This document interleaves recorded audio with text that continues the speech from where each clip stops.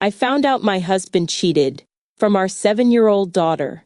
Tuesdays were always the most boring day of the week. Not quite the beginning, not close enough to the end, just this awkward, flavorless middle. I was standing at the stove, stirring our usual pasta primavera, while my daughter, Sophie, chattered away at the kitchen table. Kevin was on his phone, half listening, as usual. "Mommy, can I have apple juice with dinner?"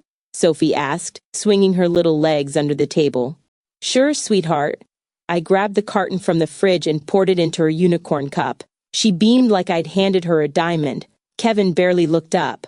"Work call," he mumbled, tapping away. That was his code for, "Don't expect me to engage." I sat down across from Sophie and gave her a smile.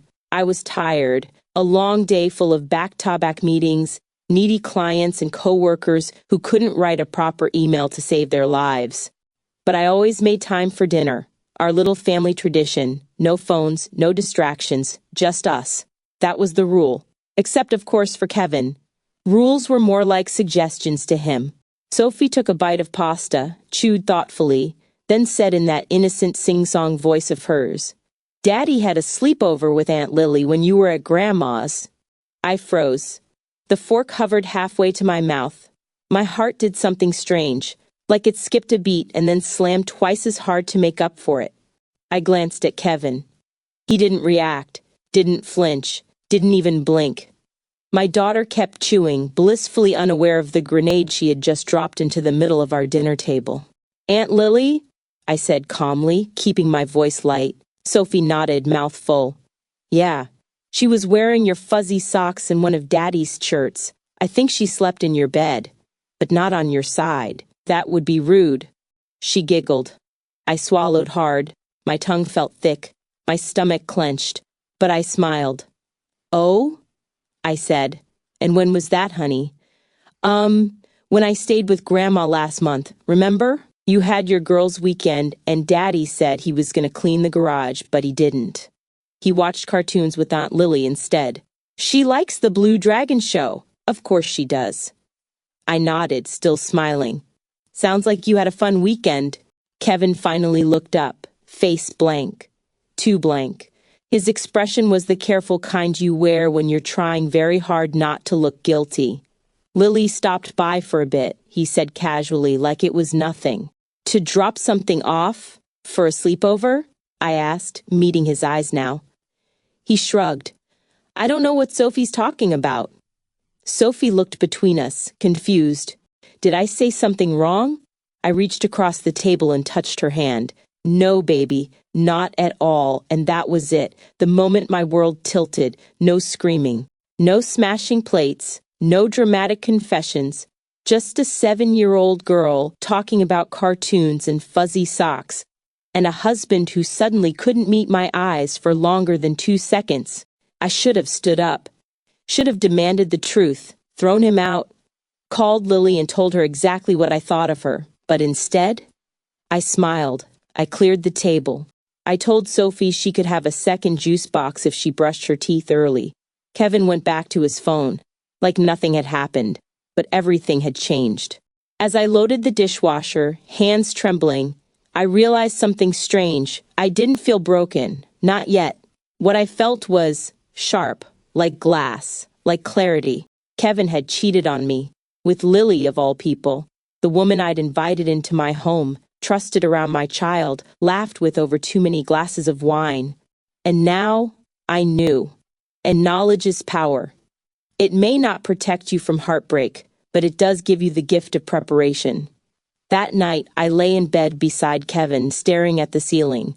His breath was even, steady, like he'd already forgotten the conversation at dinner. I didn't say a word, didn't cry, didn't scream. I just stared into the dark and made a promise to myself. This wouldn't destroy me. He had no idea what I was capable of. And just like that, I became someone else. Someone who waits. The next morning, Kevin kissed me on the forehead before leaving for work.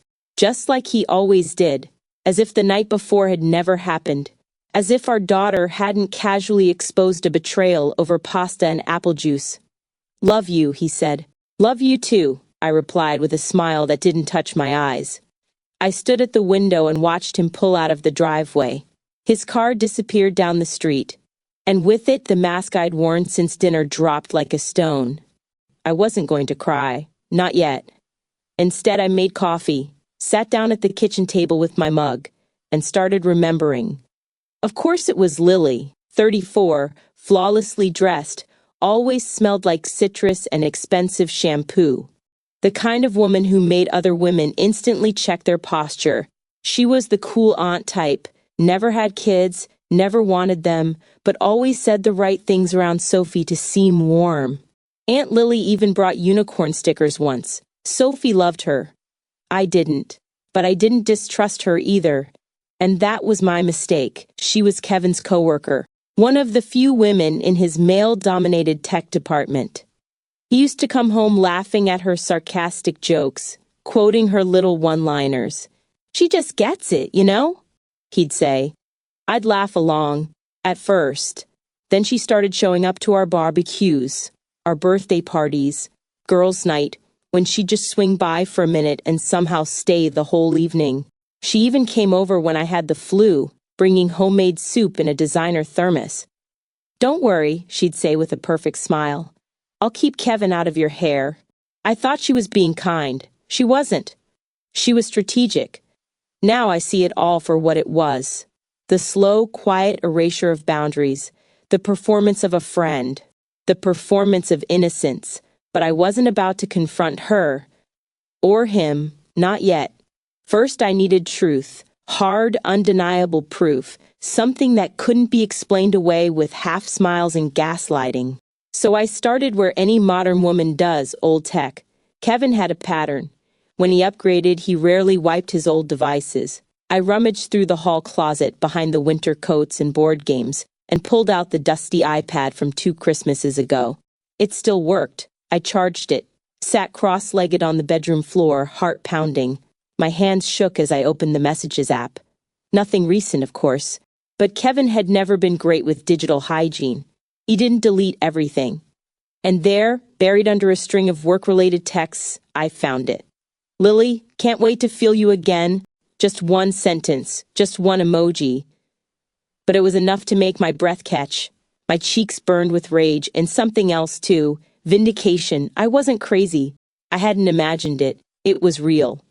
But that wasn't all. I opened Kevin's old synced calendar, scrolled back. Late lunch and 3 p.m. Every other week, like clockwork. My husband, the man who often forgot our date nights because he was too slammed with work, had been keeping a private ritual with Lily for months. I closed the iPad and sat in silence for a long while. I could have printed screenshots, slammed them down on the dinner table like a lawyer in a bad TV show. I could have yelled, thrown the iPad at the wall, thrown him out of the house. But where would that get me? I didn't want to just end this marriage. I wanted leverage. I wanted control.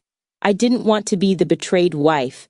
I wanted to be the woman who played the long game and won. That evening I made lasagna from scratch. Sophie helped me layer the noodles. Kevin came home at 6:30 on the dot, smelling faintly of mint and cologne. He kissed me. I kissed back. We ate like a happy family. Like everything was perfect. He even made a joke about someone at work getting caught having an affair. "I mean, how dumb do you have to be?" he said, laughing. I laughed too. "Yeah, pretty dumb." His eyes flickered to mine just for a second, but my smile was unwavering. After Sophie went to bed, I sat in our dimly lit living room, watching Kevin pretend to scroll through sports scores while actually texting someone. I didn't need to see the screen to know who it was. I thought about all the times I'd chosen silence, smoothed things over, let his distant mood slide, let him be tired and overworked, told myself all marriages had seasons. I'd spent years being the reasonable wife, the one who didn't cause drama, the one who kept everything running while he drifted further away. But that version of me, she was gone. Because once a man cheats on you with a woman who called your daughter sweet pea and borrowed your shampoo, you stop playing nice. You start playing smart, and I was done being quiet. The thing about 7-year-olds is, they never mean to spill the truth. They just do. That weekend, Sophie and I were driving home from her friend Mia's birthday party. She sat in the back seat, legs swinging, munching on the last of her cupcake while chattering nonstop. I let her talk. That's when the gems come. And then Mia's mom let us have 2 scoops of ice cream, she said, sugar high and delighted. And Mia's dog tried to eat the balloons. And guess what? Daddy said I could stay up late tonight if I finished my homework early. I glanced at her in the rearview mirror, smiling. Oh, really? I said lightly. He's planning a movie night? No, she giggled. He just said he might be tired. Like the other time when Aunt Lily was over really late. My fingers tightened on the steering wheel. Which time was that? I asked, still calm, still casual. Sophie shrugged. When you were at Grandma's, remember? When she had that bad cough and you brought her soup? I nodded slowly. I remembered.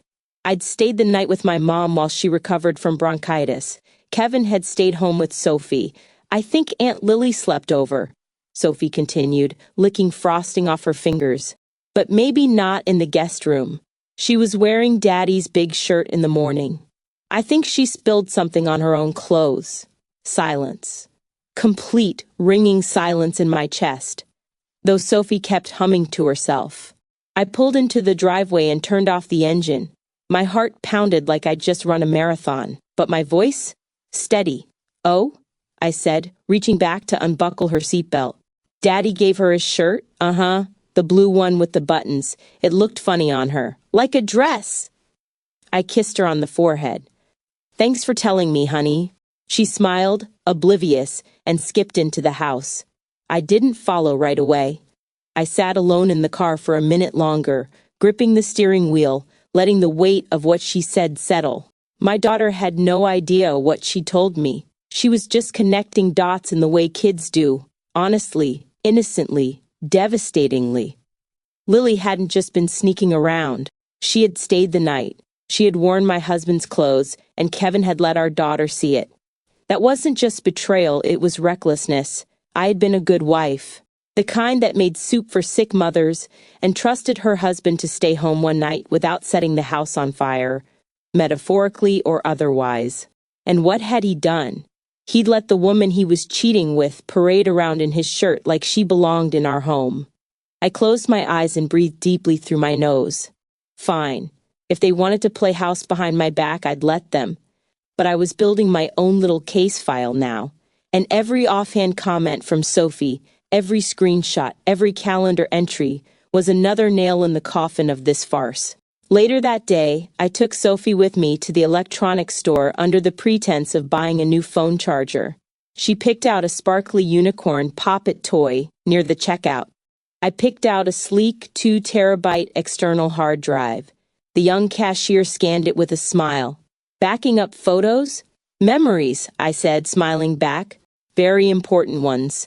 He nodded, probably imagining baby pictures or a family vacation, not a carefully labeled folder called Affair Evidence, complete with time-stamped screenshots, recovered chat logs, and a list of suspicious calendar events.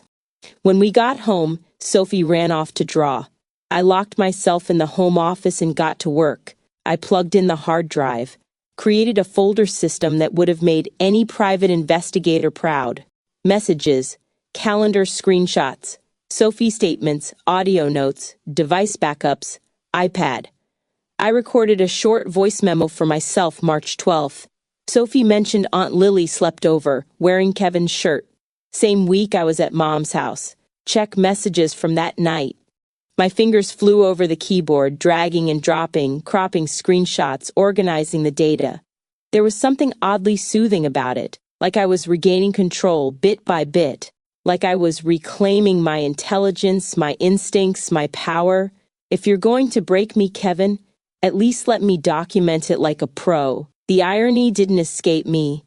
He used to mock my love for spreadsheets, call me the organization queen. And here I was, organizing the end of our marriage with bulletproof precision. At one point, I stopped and stared at the screen. A grainy photo of Lily smiling at our barbecue, my kitchen in the background, my cutting board on the counter behind her. She looked like she belonged there. She didn't. Not anymore. That night, I tucked Sophie into bed, kissed her goodnight, and walked back down the hallway, feeling like I was floating outside of my body. Kevin was already asleep, or pretending to be. He lay on his side, his breathing steady, peaceful, unbothered.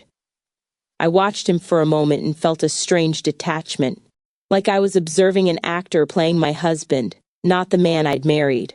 There was no confrontation tonight. Tonight was about logging one more clue, one more step towards something bigger. Because while Kevin was sleeping, I was preparing. There's a unique kind of loneliness that creeps in when you sleep next to someone who's been lying to you. It's not the absence of conversation, or even the occasional silence after a fight. It's something colder, like the person beside you, though physically present, is already halfway gone. That night I lay awake staring at the ceiling, tracing the cracks and imperfections as if they could explain the fractures growing between Kevin and me. The soft rustle of the sheets told me he'd shifted in his sleep. A weight settled against my back, Kevin's arm curling around me in the dark. The motion was automatic, unconscious, almost. But instead, I stiffened. Not because I didn't want to be close, but because I couldn't forget that this warmth belonged to a stranger who'd hidden secrets beneath the same roof where I'd imagined trust lived. The scent of him was there, Kevin's usual aftershave, a faint trace of his shampoo, familiar but now strange, like smelling a favorite perfume on someone who borrowed it without asking. I thought back to the first nights we'd spent together, when his breath would brush against my neck and I'd melt into the feeling of being wanted. Now, it was a reminder that those nights were memories, and I was lying beside a man who had made choices that didn't include me. I turned slowly onto my side, keeping my eyes open just long enough to catch the faint light of his phone glowing on the bedside table. Curiosity won over exhaustion. I reached out quietly, grabbed the tablet I'd hidden there, and unlocked it with a practiced swipe. There it was. Another message. Simple. Taunting. Next time, leave your wife at your mom's longer. Kevin wasn't just careless, he was proud of this. Proud enough to send messages like this while I was supposed to be resting, supposed to be safe. I sat up on the edge of the bed, heart pounding, mind racing. For us? For Sophie? I ran my hands through my hair and exhaled slowly. This wasn't a moment for tears. It was a moment for a plan. I wasn't going to collapse under the weight of his betrayal. I was going to stand taller, think smarter, fight harder. I slid the tablet back into place and lay down again, staring at the ceiling. Tomorrow, I thought, I would start planning how to make him pay. Not with anger or screaming, but with the kind of quiet power he'd never expect.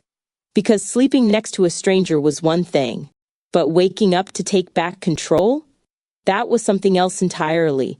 The moment I decided to stop waiting and start acting, everything changed. I wasn't just going to sit quietly and hope Kevin would feel guilty or confess on his own. I was going to set the stage and make sure the whole cast was watching. I sat at the kitchen table with a notebook, pen in hand, and a carefully crafted plan beginning to take shape. The first step, a party. Not just any party, a birthday celebration for Kevin. I knew how much he hated fuss. He always claimed he was not a birthday person, but that was exactly why it would work. No one would suspect a thing. I grabbed my phone and dialed his mom's number. "Hi, Mrs. Thompson," I said, trying to sound cheerful. "Kevin's birthday is coming up, and I thought it'd be nice to have a small get-together at our place." There was a pause. "Of course, dear. That sounds lovely." One down. Next, I called a few close friends, people who knew us both well and could play along without raising suspicion. I made sure to tell them it was just a casual dinner, nothing fancy. Finally, the trickiest part, Lily.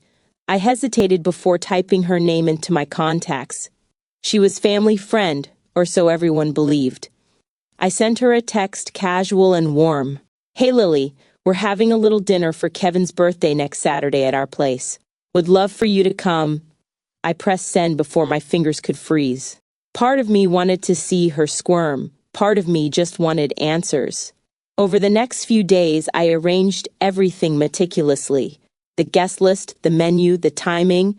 I even bought a gift for Kevin, a neatly organized folder filled with screenshots, text messages, dates, and little notes I jotted down over the past weeks. It was my secret weapon, the thing I'd use when the moment came. Every night I'd rehearse the part of the calm, supportive wife, the one who still believed in love, who smiled sweetly while her world quietly shattered behind the scenes. Kevin had no idea what was coming, and that made me stronger, because sometimes the best revenge isn't shouting or tearing down, it's standing tall and letting the truth speak for itself. The house was buzzing with light chatter and the clinking of glasses as friends and family gathered in our living room. The scent of homemade lasagna filled the air, mingling with the soft glow of candles flickering on the dining table. It felt like any other normal evening, until it wasn't. Kevin was smiling, playing the perfect host. He laughed with his friends, poured wine for his mother, and even shared a few jokes. Lily flitted about effortlessly, her laughter bright and genuine, or so it seemed to everyone else. Sophie, with her wide eyes and boundless energy, clutched her unicorn plushie tightly as she sat on the couch beside Lily. Suddenly, in the middle of a conversation, Sophie blurted out, "Are you sleeping over again tonight, Aunt Lily?" The room fell silent for a split second before a ripple of awkward laughter filled the space. Lily's face tightened just a little, a shadow crossing her usually confident smile. But no one else seemed to notice, caught up in the festive atmosphere. I caught Lily's eye and held her gaze for a moment. There was a flicker of something I didn't quite expect. Fear? Guilt? It was enough. I lifted my glass and stood, my heart pounding but my voice steady. "Unto my husband," I began, letting the words hang in the air, "to his lies." Heads turned, conversations faltered, and the room grew tense. I took a breath and raised my glass higher. "And to the truth," I continued, "which even a child couldn't hide." There was a murmur of confusion as I set down my glass and reached for the folder I had prepared. I opened it carefully, spreading the contents on the table where everyone could see. Screenshots of text messages, messages filled with promises and kisses between Kevin and Lily. "Can't wait to feel you again. Next time, leave your wife at your mom's longer." Dates circled and highlighted. Notes in my own handwriting. Times when Kevin claimed to be at work but wasn't. Gasps and whispers filled the room. Kevin's mother covered her mouth, tears welling up in her eyes. Friends looked shocked, exchanging uneasy glances. Lily's face paled. She stood abruptly, gathering her things in silence. "I'm sorry," she muttered, avoiding all eyes as she walked out the door.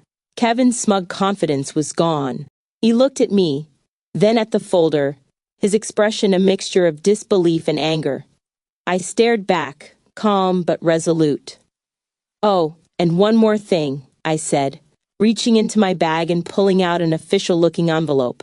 "I already filed for divorce. The papers are on your desk." The room was silent, the weight of my words settling heavily. Sophie looked up at me, wide-eyed, clutching her unicorn as if sensing the change in the air. This wasn't just a party anymore. It was my victory. The morning sun peeked through the curtains as Sophie and I packed the last of our things into the rented SUV. The quiet hum of the engine filled the space between us, but for the first time in a long while, the silence felt peaceful, not heavy. I glanced over at Sophie, her small hands gripping the windowsill, her wide eyes reflecting the early light. The questions she didn't ask hung softly between us, but I knew what was on her mind. Our new home was modest. Nothing like the house I had shared with Kevin, but it was ours. A fresh start carved out from the rubble of broken promises and betrayal. As we pulled away from the neighborhood I once called home, I felt an unexpected lightness settle in my chest. It was as if the weight I had carried for months was finally lifting, piece by piece. I thought about Kevin, how he thought he had power over me, over us, how he believed that his lies could shatter me. But he was wrong. I wasn't broken. Not then, not now. My daughter, my little Sophie, was my strength. Her innocent words had shattered the illusion of our perfect life, and together we had built something real from the wreckage. He underestimated both of us. Driving down the quiet streets, I let the tension slip away with each mile. The future was uncertain, yes, but for the first time in years, it was mine to shape. Sophie turned to me suddenly, her voice small but steady. Are we gonna be okay, Mommy? I smiled, reaching over to squeeze her hand gently. We already are, baby. We already are. And with that, I knew we would be.